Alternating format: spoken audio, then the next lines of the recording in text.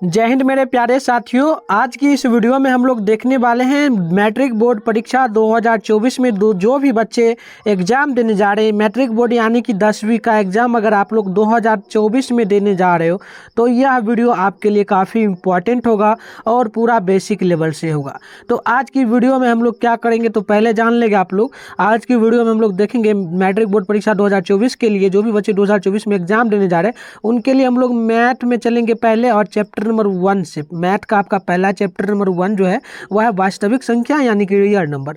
तो इसको हम लोग इस वीडियो में इंट्रोडक्शन के साथ साथ ऑब्जेक्टिव क्वेश्चन को करेंगे। तो पहले आपको जानकारी दे दें, इस वीडियो में हम 50 ऑब्जेक्टिव क्वेश्चन को करेंगे जो कि आपका एनसीईआरटी लेवल से होगा और सेम टू सेम ये सब क्वेश्चन आपके पेपर में पूछे जाएंगे। तो उससे पहले हम लोग इसका इंट्रोडक्शन जान लेंगे। इंट्रोडक्शन क्या होता है तो परिचय जान लेते हैं, ठीक है। आइए ऑब्जेक्टिव क्वेश्चन करने से पहले जान लेते हैं ताकि हमें ऑब्जेक्टिव क्वेश्चन का सॉल्यूशन करने में कोई दिक्कत ना हो। तो चलिए हम लोग ऊपर बढ़ते हैं एंड यहाँ से हम लोग करेंगे। तो देखिए पहला आपको यहाँ पर दिख रहा होगा, इसमें सबसे पहले जानना यही जरूरी है कि संख्या क्या है। जब आप लोग पढ़ रहे हो इसमें संख्या ही आपका संख्या के प्रकार पर ही यह चैप्टर आपका आधारित है। ये आप समझ लेंगे तो ये ऑब्जेक्टिव सब्जेक्टिव सब बना लेंगे आप लोग। तो देखिए कैसे होगा, तो देखिए पहला आपका है संख्या किसे कहते हैं। तो संख्या किसे कहेंगे, यहाँ पर ये जो लिखा हुआ है इसको नहीं भी आप लोग दिखेगा ना तो सीधे कर सकते हैं। गिनती की संख्या को ही संख्या कहते हैं, ठीक है ना। किसे कहते हैं, गिनती की संख्या को ही हम लोग क्या कहते हैं, संख्या कहते हैं, यानी गिनने की संख्या। जैसे क्या होगा, एग्जाम्पल के तौर पे हम लोग लेके चलेंगे तो एक आपका होगा 1 2 3 4 यानी कि डैश तक जहाँ तक जा सकता है 1 2 3 4 5 6 7 8 9 तक। लेकिन यहाँ पर परिभाषा भी जान लेंगे तो जरूरी है। देखिए वे गणितीय वस्तुएं जिनका उपयोग गिनने में भी, मापने में भी और नामांकन करने में किया जाता है उसे संख्या कहते हैं। ये भी बिल्कुल सही है, गिनती करने में भी होता है, मापने में भी हम लोग करते हैं ना। जैसे कि कोई आपको 1 लीटर दूध दे रहा था, आप लोग बोलते हो 1 लीटर दूध दो, तो यहाँ पर क्या हुआ, मापने में भी किया जाता है, नामांकन करने में भी होता है ना। जैसे कि आपका नाम मान लो क्या है, मान लो सोनू है आपका नाम, चलो आपका नाम सोनू है तो सोनू जैसे मान लो कुछ भी हो, सोनू विशाल जो भी हो तो वो नाम है, तो उसमें भी आपका गिनती हो ना, परिवार में आपका भाई बहन जो भी हो तो 1 2 3 4 इस प्रकार से गिनती में रहता है। तो वही सब क्या होता है, संख्या होता है। तो शॉर्ट कर सकते हैं, इसे नहीं भी याद अगर आपको रखना है तो याद रखिए कि गिनती की संख्या को हम लोग संख्या कहते हैं, यानी गिनने के प्रकार को। चलिए क्लियर है ना। आप देखिए संख्या के प्रकार क्या क्या होते हैं ये जान लीजिए। देखिए पहला प्रकार आपका क्या है ये सब जान लीजिए। यहाँ पर अभी 12 है ना, टोटल 12 को जान लीजिए, ये जरूरी है। अगर इसको जान लेते हैं तो same to same objective question में आपको यहाँ पर कंफर्म कर दूँ 10 क्वेश्चन 5 कम से कम 5 क्वेश्चन बनेगा इससे, सिर्फ ये सब देखने के बाद। तो चलिए क्या क्या है तो देख लीजिए। पहला आपको यहाँ पर दिख रहा है ना, ये है वास्तविक संख्या। देखिए वास्तविक संख्या क्या होता है, जैसे कि आप लोग गिनती करते हो ना, गिनती की संख्या, जैसे कि आपने संख्या जाना ना, संख्या क्या है तो गिनने की प्रकार को हम लोग संख्या कहते हैं। तो ऐसे ही याद रखेंगे, वास्तविक संख्या क्या है कि गिनती की संख्या जो 1 से शुरू होता है, ठीक है ना, याद रखेंगे। गिनती की संख्या को ही हम लोग क्या कहते हैं, वास्तविक संख्या क्या कहते हैं, प्राकृत संख्या कहते हैं। प्राकृत संख्या किसे कहेंगे, गिनती की संख्या को प्राकृत संख्या। एग्जाम्पल के तौर पर 1 2 3 4 5 6 7 8 9 आप लोग कहीं तक ले जा सकते हो, 8 9 10 11 12 कुछ भी। तो यानी कि पूरा आपका यहाँ पर 1 से लेकर के कहीं गिनो, ये आपका होता है प्राकृत संख्या, याद होगा। चलो नेक्स्ट देखो, दूसरा जो है ये सम संख्या क्या है। तो सम के लिए आपको पता होना चाहिए, सम जो होता है ना, जो 2 से पूरा भाग लग जाए उसे हम लोग सम संख्या कहते हैं। यानी कि सम संख्या उसे ही कहेंगे जो 2 से पूरा भाग लग जाए। जैसे कि यहाँ पर आपका 10 है तो 10 में अगर आप लोग 2 से भाग देंगे, 10 में क्या करेंगे 2 से अगर आप लोग भाग दीजिए तो 5 बार में आपका पूरा कट गया ना। तो वही संख्या याद रखेंगे, विषम संख्या याद रखेंगे, वो संख्या जो 2 से पूरा भाग लग जाए वो विषम सम संख्या है, ठीक है ना, सम। तो देखिए 2 4 6 8 10 याद रखिए, ये सब पेपर में पूछे जाएंगे। नेक्स्ट आपका है विषम संख्या। विषम क्या, इसका उल्टा हो गया, यानी कि जो 2 से पूरा भाग ना लगे, सीधा बात है, जो 2 से पूरा भाग ना लगे। अगर 9 ले लीजिए, 9 में अगर आप लोग 2 से भाग दीजिए तो देखिए ये 4 बार में ये आपका 8 कटेगा, लेकिन 1 शेष बच गया ना, पूरा नहीं ना कटा।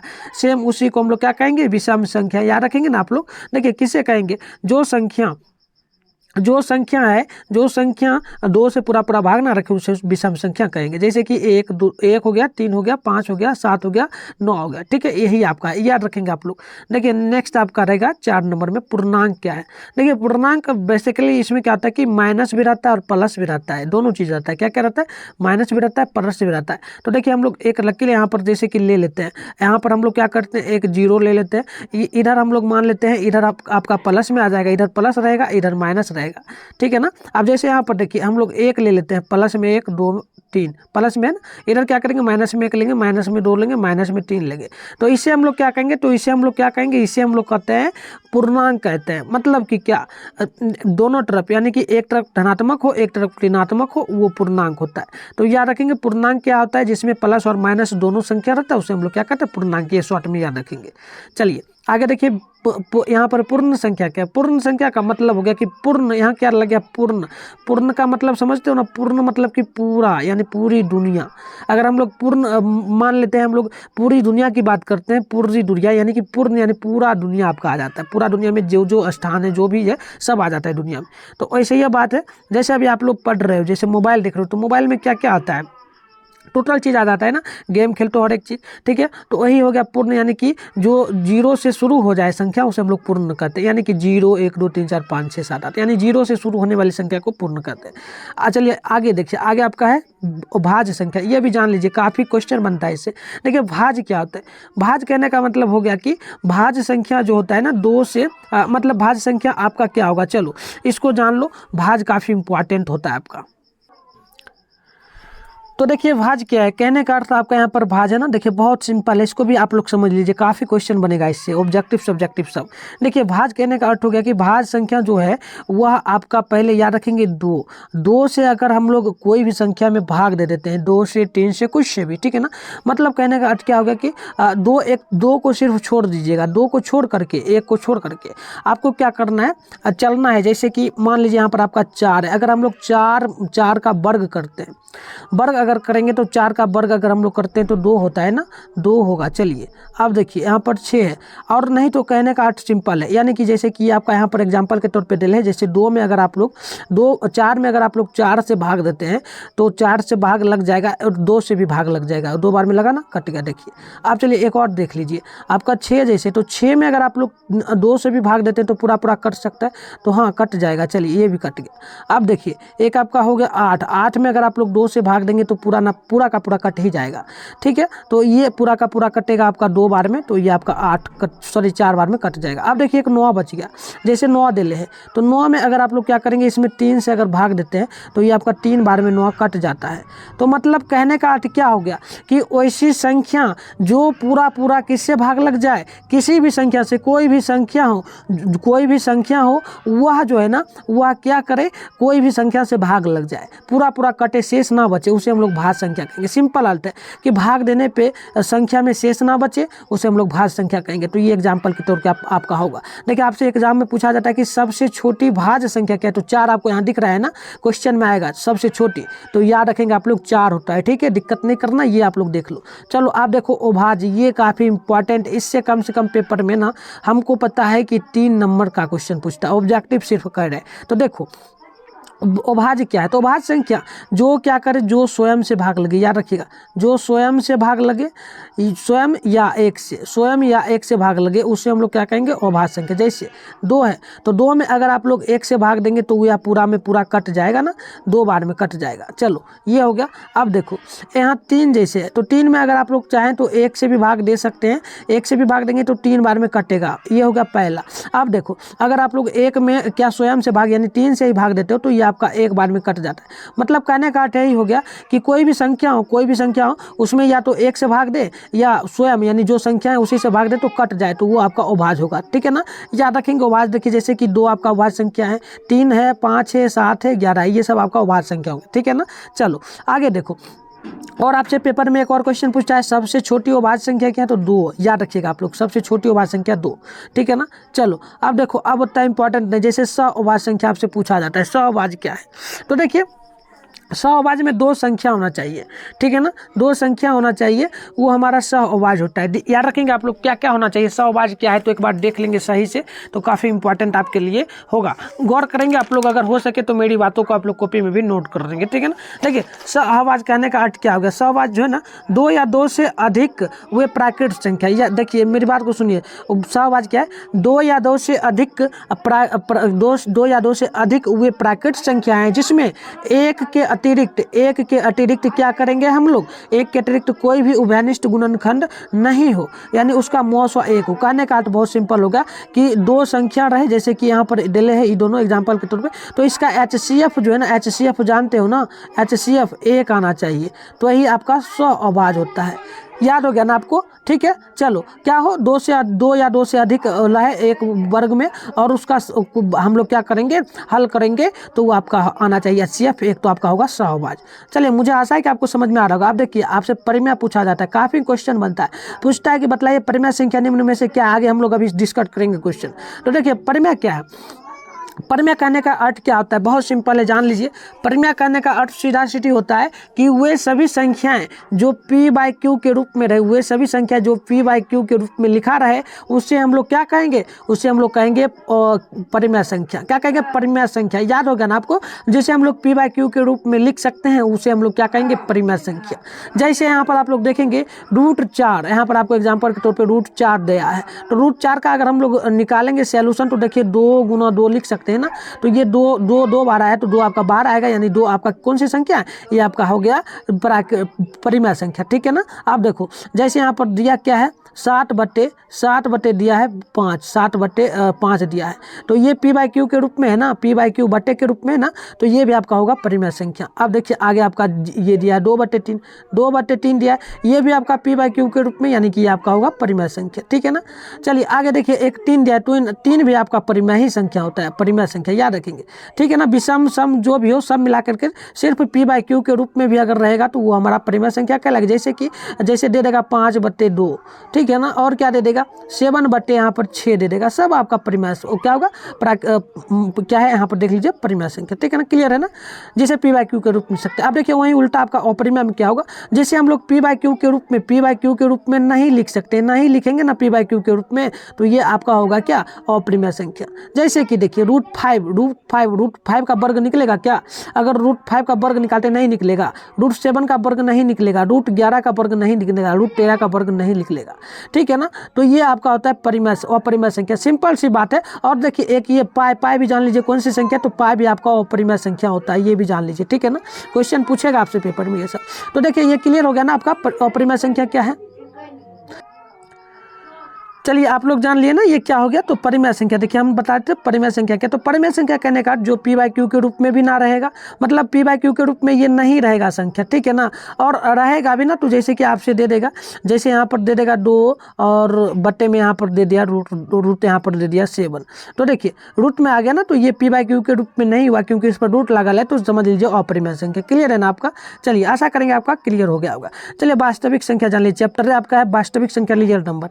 तो वास्तविक संख्या क्या होता है, तो जान लीजिए, बहुत इजी है, वास्तविक संख्या भी जानना आपके लिए काफ़ी ज़रूरी होता है ना, ठीक है। चलिए वास्तविक संख्या वही संख्या हुआ अंदाज। देखिए एक बार और जान लीजिए, संख्या या वास्तविक संख्या कहें एक ही बात होता है, संख्या कह सकते हैं, वास्तविक संख्या सब एक ही बात होता है। तो देखिए संख्याएं एक अंदाज है, यानी आइडिया है, जो उत्तर को लिखने के लिए हमें क्या करता है, समूह में क्या करता है, अनुशासित वस्तुओं को करता है, समूह में लिखता है। जैसे कि समूह यहाँ पर दिया है, √4 दिया है, √11 दिया है, रूट आपका यहाँ पर क्या क्या दे दिया है, रूट जैसे कि मान लीजिए 12 दे दिया है, चलिए, और आपका यहाँ पर 4/7 दे दिया, यानी कि सब संख्या जो भी संख्या टोटल मिला करके आए, तो ये आपका होगा संख्या, वास्तविक संख्या डायरेक्ट।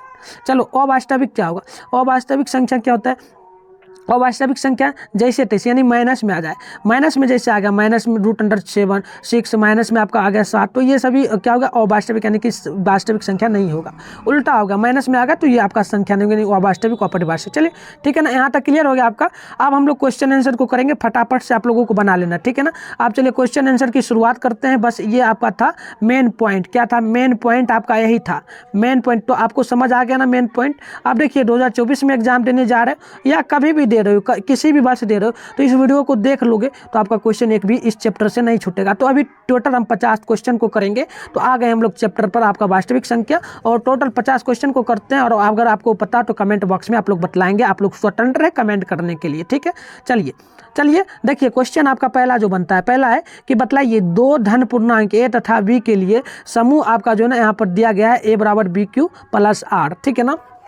ए बराबर आपका दिया गया है बी क्यू प्लस आर। तो इसके लिए फॉर्मूला क्या, चलिए इससे पहले हम लोग जान लेते हैं, क्वेश्चन को करने से पहले एक चीज़ और जान लेते हैं, कुछ फॉर्मूला भी आपका यहाँ पर बनता है क्वेश्चन में, ठीक है ना। कुछ फॉर्मूला भी आपका बनता है, तो फॉर्मूला जान लीजिए। पहला देखिए फॉर्मूला आपका क्या बनता है, पहला फॉर्मूला आपका बनता है, एक देख लीजिए क्या फॉर्मूला है, तो देख लीजिए सूत्र। चलिए थोड़ा सा रुक जाइए, हम आपको फॉर्मूला बतला देते हैं। अभी देखिए जो क्वेश्चन हम कर रहे थे ना, इसी क्वेश्चन पे आपका बनता है एक फॉर्मूला। एक कोई फॉर्मूला आपका जो होता है ना, उसको थोड़ा सा रुकिए हम करते हैं। चलिए जैसे कि देखिए आपका HCF गुने LCM, जैसे कि आपको दे देगा HCF गुने में LCM, ये है फॉर्मूला। बराबर में क्या होता है, तो बराबर में पहली संख्या, याद रखिए पहली संख्या होता है, गुने में देखिएगा दूसरी संख्या होता है, ये फॉर्मूला याद रखिए। HCF गुने LCM बराबर होगा पहली संख्या गुने दूसरी संख्या, ये फॉर्मूला याद कर लीजिए। एक फॉर्मूला आपका और भी होता है, ये फॉर्मूला होता है क्या, तो यूक्लिड विभाजन एल्गोरिथम से होता है। यूक्लिड विभाजन एल्गोरिथम से जो फॉर्मूला बनता है ना, वो होता है आपका ए बराबर बी क्यू प्लस में आर, ये भी जान लीजिए, ए बराबर बी क्यू प्लस आर, ये भी काफ़ी काम देगा आपको क्वेश्चन आंसर करने में। ये किसका फॉर्मूला था, यूक्लिड विभाजन एल्गोरिथम का, पाइथागोरस ने दिया था। अब चलिए एक और फॉर्मूला आपका यहाँ पर क्या बनता है, तो वो चलिए अब ज़्यादा फॉर्मूला नहीं है, अब एक दो और फॉर्मूला बनता है, तो हम लोग जब क्वेश्चन आंसर करेंगे तब आपको समझा देंगे, ठीक है ना। नहीं तो आप लोगों को मैं क्या करूँगा, मेरा आप लोग टेलीग्राम ग्रुप ज्वाइन कर लीजिए, नीचे वहाँ पर आपको पूरा फॉर्मूला मिल जाएगा, ठीक है। या नंबर ले लीजिए 696 98 095, इस पर मैसेज कर लीजिएगा, ग्रुप में आपको ज्वाइन कर देंगे व्हाट्सएप पर, और आप लोग ले लीजिएगा। चलिए क्वेश्चन करते हैं। देखिए क्वेश्चन है, दो धन पूर्णांक ए तथा बी के लिए यदि ए बराबर बी क्यू प्लस आर है, तो इसके लिए सत्य क्या होगा। मतलब कहने का आर जो आपका है ना, आर, इसमें आर आपको दिख रहा है ना, ये आर क्या होना चाहिए, किसके विपरीत में होगा। तो देखिए बहुत सिंपल है, आसान है कहने के लिए, तो इसको कर लीजिएगा। देखिए अगर हम लोग यहाँ पर करेंगे क्या होता है जान लीजिए। अगर जीरो और आपका यहाँ पर बी होता है, ठीक है ना। इसमें देखिए इसमें क्या है, तो देखिए इसमें आर आपका है ना, आर जो होता है ये होता है शेष, ठीक है ना। तो इसको हम लोग क्या करते हैं, 0 एक लेते हैं और इधर हम लोग बी को ले लेते हैं। अब देखिए ये बराबर किसके होता है, मतलब 0 से हमेशा आर बड़ा होगा। आर हमेशा क्या है, ये आर जो है ना 0 से हमेशा बड़ा रहेगा, और लेकिन बी से छोटा रहता है, यानी बी जो है ना आर से बड़ा रहता है और बराबर भी रहता है। तो ये आपका संबंध होता है, संबंध याद कर लीजिए। सेम ये क्वेश्चन आपसे पूछेगा पेपर में। चलिए नेक्स्ट आपसे पूछेगा कि बतलाइए, संबंध आपको बतला दिया। ऑप्शन नंबर यहाँ पर देख लीजिएगा, ऑप्शन नंबर देखिए, ऑप्शन नंबर क्या है जी, ऑप्शन नंबर डी होगा। देखिए डी होगा, क्या होगा, देखिए 0 और यहाँ पर आर और बी के संबंध में। देखिए ये जो है ना 0 से हमेशा आर जो है बड़ा रहता है हमेशा, लेकिन 0 के बराबर भी आर रहता है, ठीक है ना, ये याद रखिए, ठीक है। अब चलो, अब देखो v जो है ना, v हमेशा r से बड़ा रहेगा, क्योंकि शेष है, शेष कभी आता है नहीं आता है, भागफल ये आपका b होता है, तो ये आपका होता है, ठीक है ना। चलिए तो ऑप्शन नंबर बी, डी बिल्कुल राइट होगा, ना। चलो आगे देखो, नेक्स्ट क्वेश्चन 2 नंबर आपसे क्या पूछा। देखो क्वेश्चन क्या पूछा आपसे, बहुत सिंपल पूछा। बतलाइए परिमेय संख्याओं का क्या है, परिमेय संख्या और अपरिमेय संख्या का समूह को क्या कहते हैं। यानी परिमेय संख्या और अपरिमेय संख्या को मिला दिया जाए तो वो क्या बन जाता है, तो आपको अभी हम बतलाए थे ना, वो आपका क्या बनेगा, वो आपका जो है ना वह वास्तविक संख्या बनेगा, यानी कि टोटल संख्या मिला देंगे। देखिए 1/2 आपका कौन सा संख्या है, ये है वास्तविक संख्या। अब देखिए √2 आपका कौन सा संख्या है, ये आपका अपरिमेय, सब मिल जाएगा ना, तो ये आपका सब मिल जाएगा, तो वास्तविक में बनेगा। Option number A.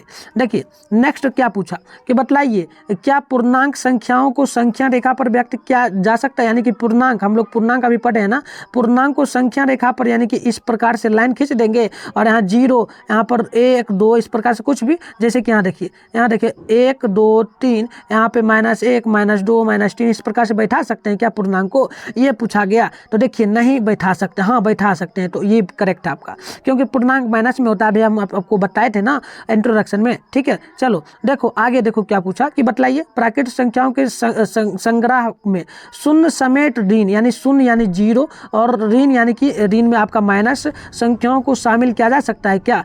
तो कैसी संख्या, यानी कि जीरो और जीरो होता है ना, इस प्रकार से लकीर खींचते हैं, जीरो और माइनस इधर होता है, इधर प्लस होता है, तो ये सबको हम शामिल कर सकते हैं, तो वह कौन सी संख्या बनती है, तो आपको बताया ना पूर्णांक बनती है, तो करेक्ट आपका ऑप्शन नंबर सी होगा।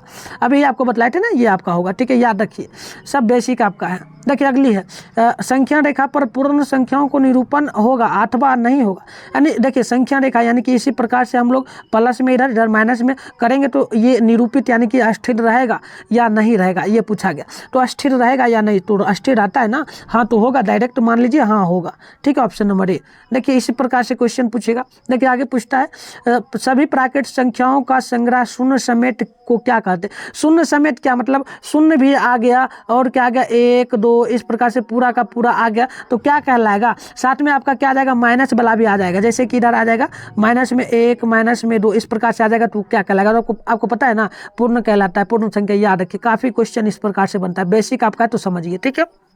देखिए 7 नंबर, अगर पूर्णांक बी, चूंकि ए पूर्णांक बी जो है ना, बी ये ए से क्या है, पूर्णता विभाजित हो, पूर्णता क्या हो रहा है, विभाज हो रहा है, पूरा पूरा भाग लग रहा है ए किससे, तो बी से। तो देखिए तो यहाँ पर बी को ए से क्या कह सकते हैं, बी में यानी हम लोग बी से भाग दे रहे हैं, किसमें, बी से हम लोग भाग दे रहे हैं ए में, तो पूरा पूरा विभाजित हो रहा है, तो क्या कहने का काटोगे, पूरा पूरा कट रहा है, तो कहने का अर्थ क्या है कि ये जो बी और ए है यह क्या कहला सकता है, तो मतलब क्या है कि भाग हम लोग किसी भी संख्या में देते हैं, जैसे कि 2 से हम लोग 4 में भाग देते हैं, पूरा पूरा 2 बार में कट गया, तो ये आपका क्या होता है, आपको पता है ना, ये पूरा पूरा अगर कट गया तो ये आपका क्या होता है जी, भाज्य संख्या होता है। तो देखिए ऑप्शन नंबर यहाँ पर ए बिल्कुल 7 का राइट होगा ना, वही कहने का अर्थ हुआ। अब देखो आगे क्या पूछा, 8 नंबर, क्या शून्य क्या जीरो किसी पूर्णांक को विभाजित करता है, जीरो किसी पूर्णांक को विभाजित कर सकता है क्या, यानी जीरो से हम लोग 1 में भाग देंगे तो क्या कटेगा, संभव है कभी, तो नहीं होगा, तो 8 नंबर का ऑप्शन नंबर बी में टिक मारेंगे, ठीक है ना, किस में मारेंगे, ऑप्शन नंबर बी में।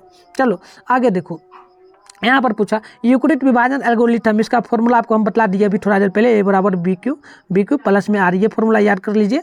अब चलिए इसका अनुप्रयोग करके हम लोग क्या निकालते हैं, इस फॉर्मूला को प्रयोग करके क्या निकालते हैं, तो इसको प्रयोग करके हम लोग HCF निकालते हैं, क्या निकालते हैं, HCF, यानी कि ऑप्शन नंबर बी बिल्कुल राइट होगा आपका, ठीक है ना, दो धनात्मक पूर्णांकों का मौसो निकालते हैं।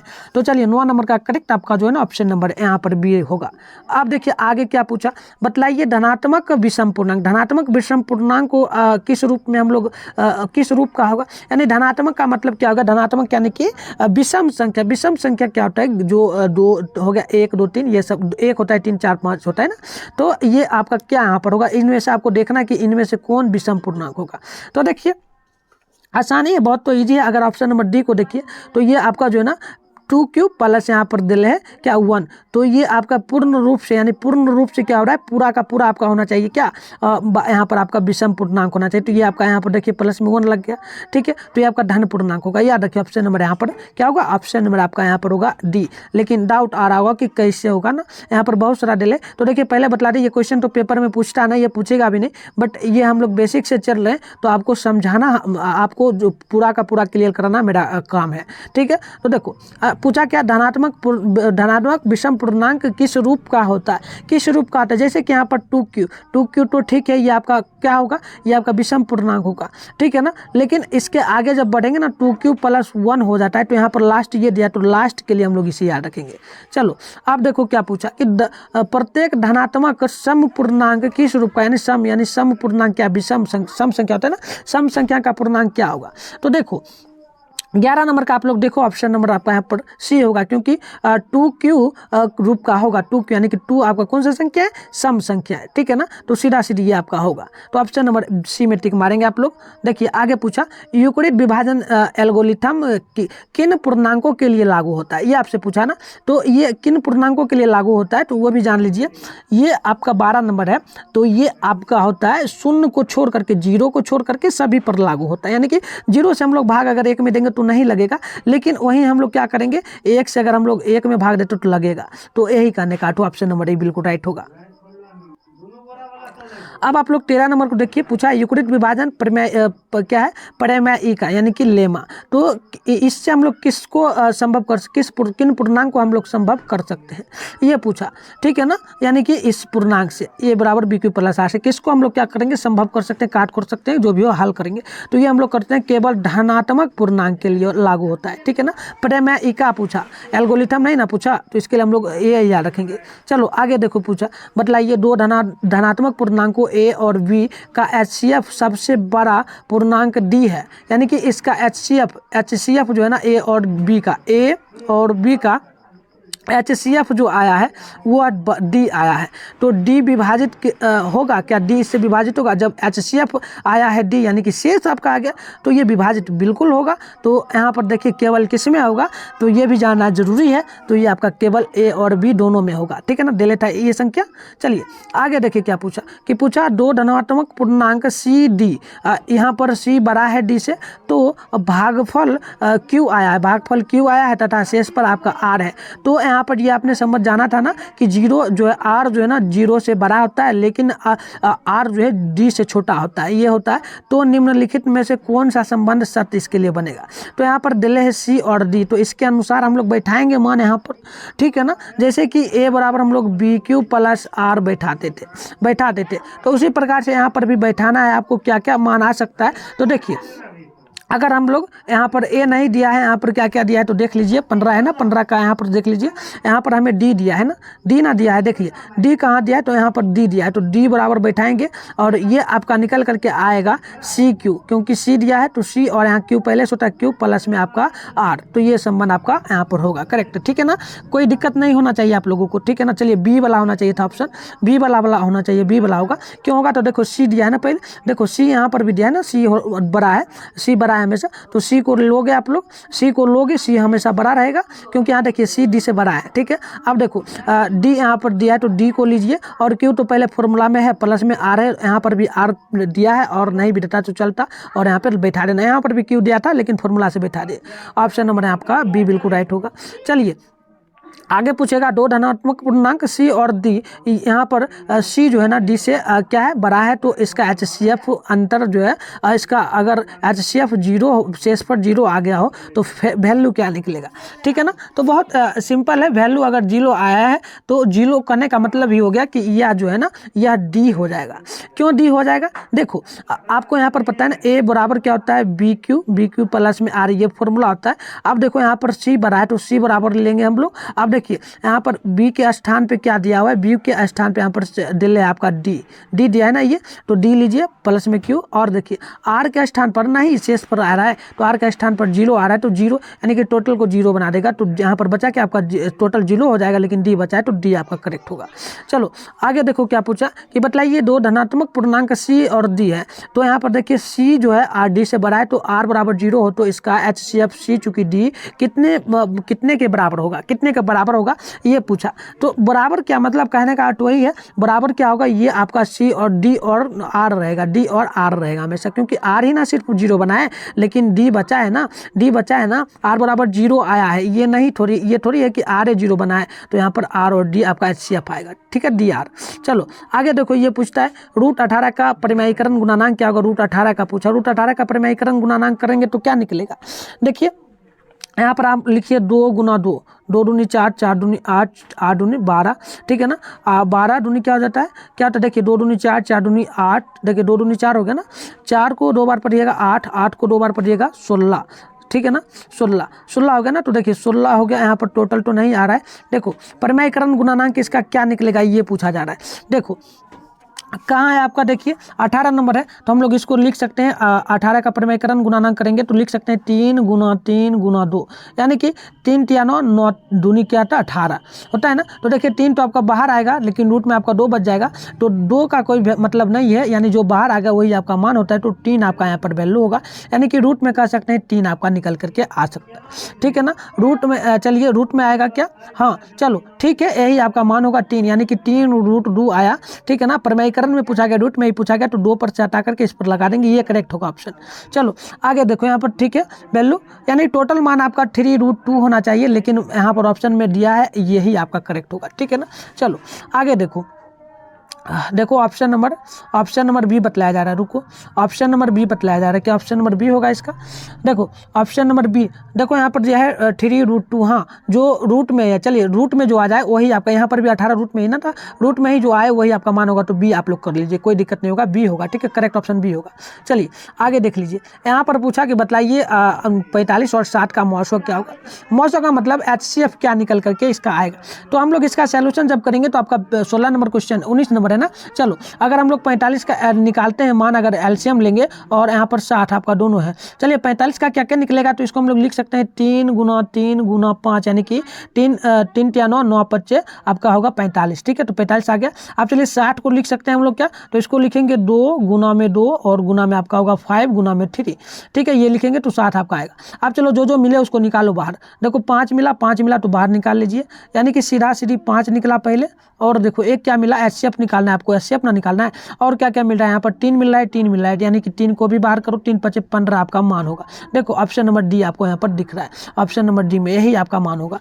चलो आगे देखो, पूछा एक शून्य अपरिमेय है और यहाँ पर अपरिमेय संख्या का गुणनफल, यानी कि परिमेय और अपरिमेय का गुणनफल क्या होगा। जान लीजिए, कभी भी आप लोग परिमेय संख्या को गुना कीजिएगा किसके साथ में, अपरिमेय संख्या के साथ में। अपरिमेय संख्या के साथ में तो मान लीजिए वो आपका डायरेक्ट अपरिमेय ही परिमेय में परिवर्तित होगा, अपरिमेय बन जाएगा, हमेशा अपरिमेय बन जाएगा। ठीक है ना, तो ये आप लोग बात याद रखना। ठीक है, परिमेय और अपरिमेय संख्या का गुणनफल पूछे तो अपरिमेय, और परिमेय और अपरिमेय का क्या पूछे, योग पूछे परिमेय और अपरिमेय का, तब भी आपका हमेशा अपरिमेय बनेगा। ठीक है, चलो 20 नंबर का क्लियर है। अब हम लोग आगे बढ़ते हैं। देखो आगे पूछा कि परिमेय संख्या यदि P/Q के रूप में व्यक्त किया जाता है, तो यहाँ पर जब यहाँ देखिए Q = 0 ना होगा, Q = 0 ना होगा तो मान क्या होगा, यानी P/Q के रूप में है, तो यहाँ पर अपरिमेय संख्या को क्या हम लोग P/Q के रूप में लिख सकते हैं। अभी आपको परिभाषा में हम लोग बतलाए थे ना, नहीं लिख सकते हैं। तो देखो यहाँ पर ऑप्शन नंबर ए आपका करेक्ट होगा। ठीक है, चलो अब देखो आगे क्या पूछा कि निम्नलिखित में औसत कथन को पहचानो। औसत कथन क्या है? ठीक है, तो देखो 22 नंबर का ऑप्शन नंबर बी, देखो सभी परिमेय संख्याओं का व्युत्क्रम अपरिमेय होता है, नहीं होता है, ऐसा नहीं होता, तो ऑप्शन नंबर आपका बी बिल्कुल राइट होगा। अब देखो आगे क्या पूछा कि बतलाइए यूक्लिड विभाजन एल्गोरिथम से आपका जो फॉर्मूला है A = BQ + में R, तो इससे धनात्मक निम्न में से किसे हम लोग परिकल्पित करते हैं, किससे इसका मान निकालते हैं, इस फॉर्मूला को प्रयोग करके किसका मान निकालते, तो HCF निकालते हैं ना। तो HCF का मतलब क्या हो गया, यहाँ पर आपका मौसो, ऑप्शन नंबर बी। अब देखो आगे क्या पूछा, दो संख्या A तथा 18 का मौसो 36 है, तो मौसो यहाँ पर 2 और A का मान क्या होगा। ठीक है, 24 नंबर है, इसको थोड़ा सा डिटेल में जान लेंगे। देखो इसके लिए फॉर्मूला आपको यहाँ पर फॉर्मूला का भी यूज कर सकते हैं, नहीं तो डायरेक्ट इस प्रकार का क्वेश्चन आता है पेपर में, तो मान निकालेंगे आप लोग।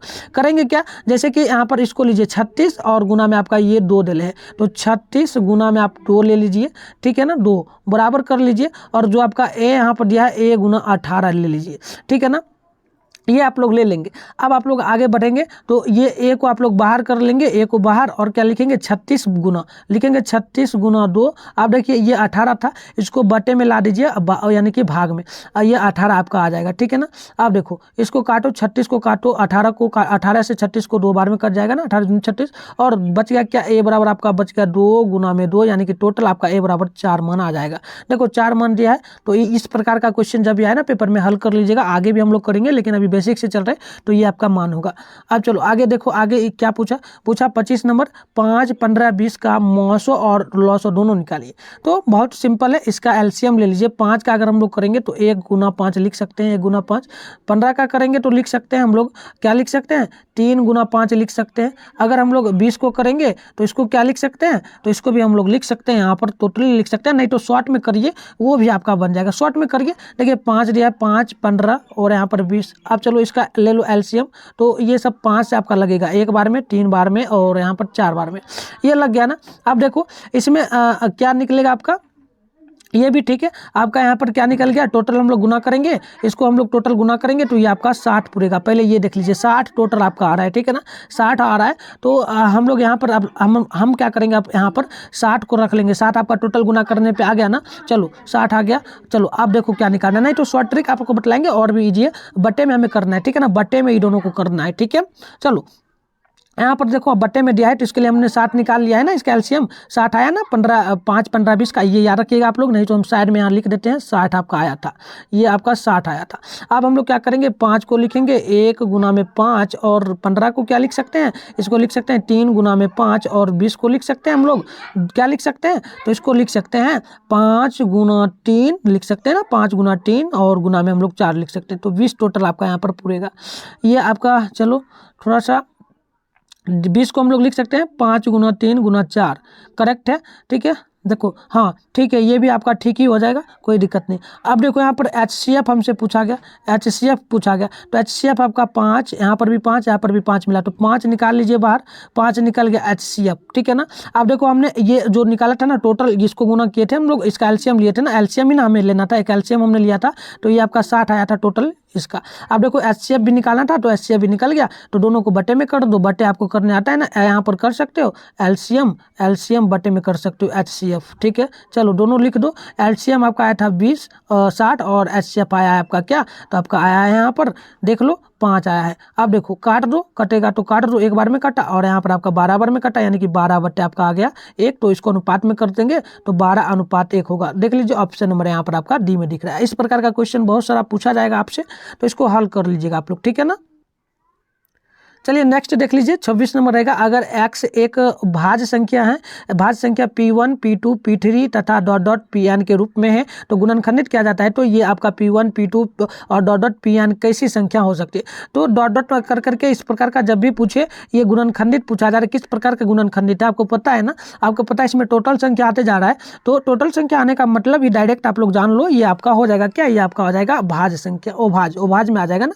चलो आगे देखो क्या पूछा, इस प्रकार का पूछेगा, P पर 4 पर पावर n 0 पर समाप्त होने वाला अभाज्य गुणनखंड 2 के अलावे कौन अभाज्य संख्या गुणनफल के रूप में होना चाहिए।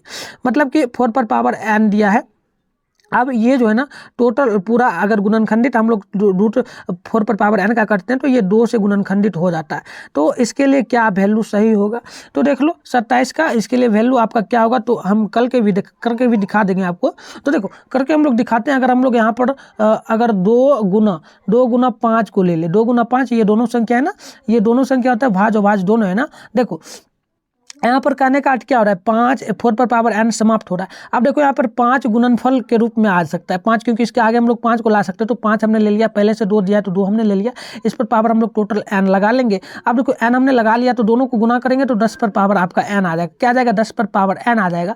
तो देखो 10 पर पावर n आया, तो अगर हम लोग यहाँ पर 10 पर n के जगह हम लोग विषम संख्या ले ले, क्या ले ले विषम संख्या, अगर हम लोग अभाज्य संख्या आपका पहले होता है ना, तो अभाज्य संख्या हम लोग 10 पर पावर अगर 3 ले लेंगे, तो इसका हम लोग मान जब निकालेंगे तो देखो मान निकल करके आपका क्या आ जाएगा, हम लोग 27 पे है ना। चलो हाँ इसका हम लोग जब मान ले लेंगे तो डायरेक्ट देखिए ऑप्शन नंबर C, यानी कि उतना ना करके आप लोग डायरेक्ट, इसके लिए हम बता देते हैं तरीका आपको। देखिए जब भी यहाँ पर 4 पर पावर n दिया, 4 पर पावर n इसके आगे कौन सा अभाज्य संख्या पूछा ना, अभाज्य संख्या क्या इसके आगे आएगा, तो 5 अभाज्य संख्या आपका इसके आगे आता है बाद आएगा, तो ये आपका 5 डायरेक्ट तो शॉर्ट में भी याद रख सकते हो। देखो ये पूछा कि यदि प्रथम जो है 13 दिया है, 13 98 और 6 अभाज्य संख्याओं को n के n है, तो n हमेशा भाज होगा।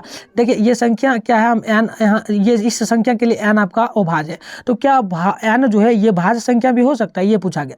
तो इसके लिए देख लीजिए, अगर आपको नहीं पता है तो देखो हम लोग करेंगे एलसीएम इसका ले लीजिएगा, 13 98 और 6 का एलसीएम ले लीजिएगा आप लोग, टोटल पूरा ले लीजिएगा, तो ये टोटल आपका लास्ट में 37 आएगा, ठीक है 37 आएगा। तो 37 आया है और ऊपर भी कुछ आया है, दो बार में इस प्रकार से कटेगा, 2 3 और आपका 3 बार में 7 बार में एंड 3 बार में, ये सब मतलब हम कर करके नीचे करें तो लास्ट में 37 आपका निकला है। तो इस सब का गुणनफल जब हम लोग इसमें से चुनेंगे, तो चुन करके हम लोग जब गुना इस सबको कर देंगे, मतलब जोड़ देंगे, इस सबको जोड़ दीजिए, सबको एलसीएम ले लीजिए, एलसीएम जैसे लिए ना, एलसीएम लिए हैं और एलसीएम लास्ट में 37 है, 37 को हम लोग नहीं आप कर सकते एलसीएम, और सबको 2 3 3 और 7 3 और 37 को गुना करिए, जोड़ दीजिए, जोड़ने के बाद जो आएगा वो आपका वैल्यू हो जाएगा। तो जोड़ने के बाद 55 आएगा, तो 55 यहाँ पर मान नहीं दिया, तो आपका ऑप्शन नंबर डी बिल्कुल सही होगा, कोई नहीं।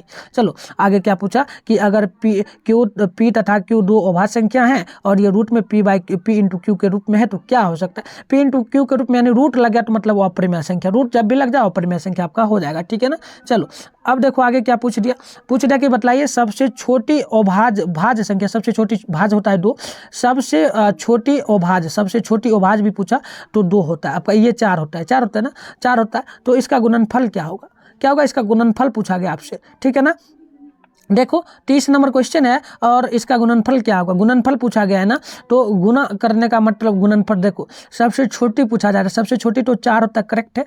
और देखो गुणनफल के रूप में पूछा जा रहा है, तो मान यहाँ पर आपका अगर हम लोग गुना करते हैं ना, इसका 4 आता है, मुझे जो लगता है 4 मान आएगा, क्योंकि बुक में हर जगह गलत दिया हुआ है, क्योंकि गुणनफल कह रहे हैं ना, क्या कह रहा है गुणनफल यानी गुना करने को बोला जा रहा है, तो गुना करेंगे तो 8 आएगा, 8 आप लोग आज जान लीजिए, 8 आपका मान होगा, ठीक है ना, दिक्कत नहीं करना, इस प्रकार से क्वेश्चन पूछता है। देखो पूछा 2 क्रमिक सम संख्याओं का HCF, क्रमिक मतलब क्या होता है, क्रमिक पूछा ना यहाँ पर, क्रमिक सम संख्या तो जानते हो, लेकिन क्रमिक पूछा, तो क्रमिक का मतलब ही हो जाता है क्या, तो बहुत ईजी है। क्रमिक का मतलब हो गया कि आप कोई भी संख्या ले लो, कोई भी संख्या, जैसे 1 ले लो, 4, 1, 6, कोई भी संख्या ले लो, ये दोनों का जब HCF करोगे आप लोग तो क्या आएगा, LCM लो, 2 बार में कटेगा 2, यहाँ पर 3। अब देखो यहाँ पर 2 मिल रहा है ना, 2 मिल रहा है तो 2 आपका क्या होगा, चलो क्रमिक का मतलब ही बतला देते, क्रमिक सम संख्या शॉर्ट में आपको बतला देते, क्रमिक पूछा और सम संख्या पूछा, क्रमिक पूछा और सम पूछा, ठीक है ना, क्रमिक सम पूछा, तो सम संख्या 2 से शुरू होता है, आपको पता है ना, तो 2 मान लीजिए, 2 डायरेक्ट मान आपका होगा, शॉर्ट ट्रिक ये रखिए, ऑब्जेक्टिव है तो कमांड बना के रखिए, ठीक है। चलो आगे देखो पूछा कि बताइए अभाज्य संख्याओं की परिमिति और परिमिति क्या होता है, अभाज्य संख्या की अपरिमिति, यानी कि अभाज्य संख्या क्या है, कहने का अर्थ ये कितना होता है, क्या होता है, अधिक होता है, ज़्यादा होता है, कम होता है, तो ये जान लीजिए अनेक होता है अपरिमेय संख्या। चलो अभाज्य संख्या, आप देखो आगे क्या पूछा, निम्नलिखित में अभाज्य संख्या क्या, जो स्वयं से भाग लगे और 1 से भाग लगे, तो ऑप्शन नंबर सी में टिक मारिए। आप देखो क्या पूछा कि बतलाइए निम्न में से कौन अभाज्य संख्या है, अभाज्य संख्या ना पूछा, तो देखो ये 3 से भी भाग लग सकता है, ये 4 से लग सकता है, ये आपका लग सकता है 5 से, लेकिन रूट 29 जो है किसी से भाग नहीं लगेगा, या तो 1 से लगेगा या 29 से ही भाग लगेगा, स्वयं या 1 से, तो देखो ऑप्शन नंबर आपका बिल्कुल ए होगा, करेक्ट, ऑप्शन ए, ठीक है ना, ऑप्शन ए करेक्ट होगा। चलो आगे देखो क्या पूछा 35 में, 625 के अभाज्य गुणनखंड पर अगर हम लोग 5 पर पावर अधिकतम क्या रखेंगे, यानी 5 पर पावर हम लोग क्या रखें कि गुना करने पे, मैंने 5 को हम लोग कितना बार करेंगे, 5 गुना 5 गुना 5, अगर हम लोग गुना करें 5 को 5 25 25 25 क्या होता है आपका 125 125 25 625 625 हमें पुराना था, तो कितना बार आया, देखो एक बार आया, 2 बार आया, 3 बार आया, 4 बार, यानी 5 जन 4 बार आया, तो ऑप्शन नंबर ये आपका करेक्ट होगा, यानी कि 5 पर पावर हम लोग 4 रखेंगे, ठीक है। चलो आगे देखो क्या पूछा बतलाइए, 36 नंबर 26 और 91 का महोत्सव यानी HCF, तो निकालो 26 91 ये दोनों दिया, तो इसको लिखो, क्या क्या लिख सकते हो, 36 नंबर आपका यहाँ पर दिया हुआ है, 91 को आप लोग, चलो 36 को लिखो पहले, ठीक है ना, 26 है ना, हाँ 26 को लिख सकते हैं हम लोग 13 और लिख सकते हैं क्या, गुना लिख सकते हैं 2, ये लिख सकते हैं ना। चलो और देखो हम लोग 36 को 91 को क्या लिख सकते हैं, तो 91 को लिख सकते हैं 26 देखो ये आप किस फॉर्मूला पे निकालोगे, तो इक्विटी विभाजन A बराबर BQ प्लस R, इस पर हम लोग बैठा रहे मान, ठीक है ना, इसका गुना प्लस में आपका एक शेष आएगा, ठीक है ना, मतलब हम लोग 26 मतलब क्या कर रहे हैं, 26 में भाग दे रहे हैं 91 से और 91 से भाग दे रहे हैं 26 में, इस प्रकार से हम लोग कर रहे हैं, ठीक है ना। अब देखो इसका जब मान आएगा ना 91 का, तो ये आपका वैल्यू क्या निकलेगा, चलो देख लो यहाँ पर, ये निकलेगा 26 गुना 3 प्लस में 13। अब देखो जो सेम मिल रहा है वो आपका होगा HCF, 13 मेरा 13 आपका करेक्ट होगा। HCF ना पूछा तो 13 आपका यहाँ पर करेक्ट आंसर होगा। चलो ऑप्शन देख लो, ऑप्शन यहाँ पर ए में होगा करेक्ट, ठीक है। चलो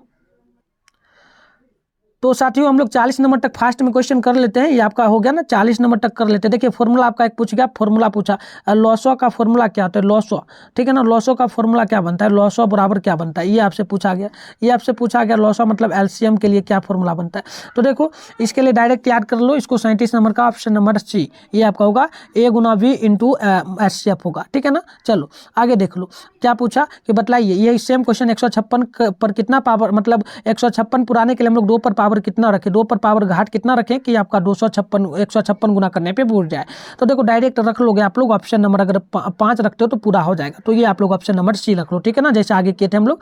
अब देखिए वह धन पूर्णांक जो 1 अथवा स्वयं से भाज्य हो, किस तरह का पूर्णांक हो, यानी स्वयं से भाग लगे और 1 से भाग लगे, तो ये आपका अभाज्य संख्या होता है, ऑप्शन नंबर बी, ठीक है ना। देखो क्या पूछा कि प्रत्येक भाज्य